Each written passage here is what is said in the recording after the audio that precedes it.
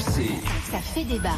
Êtes-vous satisfait de votre qualité de vie au travail? Vous nous répondez, vous appelez, vous témoignez 32-16, Quentin Vinet. 73% interrogés qui disent que oui, ils se sentent bien au travail et ils sont à peu près autant à être contents d'embaucher le matin ou fiers d'appartenir à leur entreprise. Tous ces chiffres sont en hausse et c'est même du jamais vu depuis 10 ans.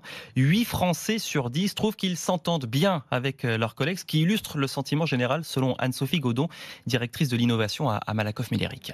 En 2019, les salariés sont plus satisfaits de leur qualité de vie au travail et c'est la première année où les très satisfaits de leur qualité de vie au travail sont plus nombreux que les satisfaits. Le premier déterminant, c'est l'ambiance, les relations avec les collègues.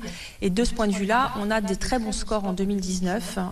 81% des salariés qui nous disent qu'il y a une bonne entente sur le lieu de travail. On a des salariés qui sont plus nombreux à dire que leur entreprise s'occupe de leur bien-être.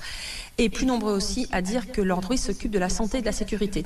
Mais le travail est aussi envahissant, stressant et même fatigant physiquement pour plus de la moitié des salariés à cause des gestes répétitifs ou des mails envoyés le soir à la maison. Chiffre en hausse de 5 points sur un an. Une donnée pas assez prise en compte pour Catherine Pinchot qui s'occupe des questions liées au travail à la CFDT. La charge mentale, la pression psychologique peut toucher beaucoup plus les cadres de par justement des temps de travail qui sont beaucoup plus importants, le fait de ne pas être déconnecté du travail. Les ouvriers en particulier, eux, vont plutôt aussi rencontrer des situations où ils vont avoir une fatigue physique avec des charges lourdes à porter, le fait de travailler à la chaîne, etc. Et puis, autre tendance de plus en plus marquée, un tiers des salariés ont des difficultés à concilier vie professionnelle et vie personnelle, surtout chez les jeunes, les moins de 30 ans.